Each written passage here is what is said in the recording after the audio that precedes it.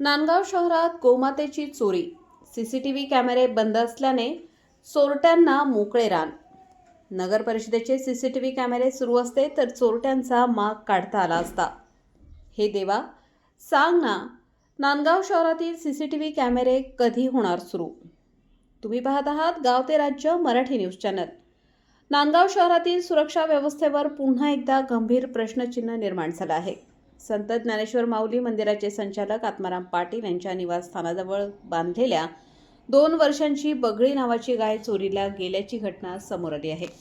मिळालेल्या माहितीनुसार रात्रीच्या सुमारास गाय बांधलेली होती. पहाटे साधारण 3 वाजता आत्माराम पाटील बाहेर आले असता गाय जागेवर नसल्याचे त्यांच्या निदर्शनास आले. यानंतर त्यांनी परिसरात शोध घेतला असता मात्र गाय न सापडल्याने अखेर नांदगाव पोलीस ठाण्यात गाय चोरीला गेल्याची तक्रार दाखल करण्यात आली आहे. मात्र या घटनेनंतर आणखी एक गंभीर मुद्दा समोर आला आहे. नांदगाव नगर परिषदेच्या शहरातील सीसीटीव्ही कॅमेऱ्यांचे काय? शहरातील सीसीटीव्ही यंत्रणा सुरळीतपणे कार्यरत असती तर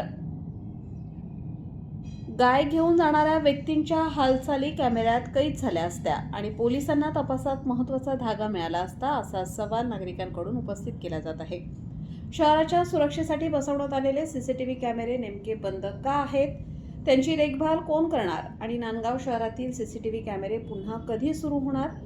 गोमातेची चोरी झाल्याच्या या घटनेचा पोलीस तपास सुरू असून चोरीला गेलेल्या गायीचा शोध घेण्याचे आवाहन पोलिसांसमोर आहे. हे देवा, सांग ना, हरवून गेलेले नांदगाव शहरातील सीसीटीव्ही कॅमेरे कधी सुरू होणार? गाव ते राज्य मराठी न्यूज चॅनल, नांदगाव. संपादक विजय धामणे, नांदगाव, नाशिक.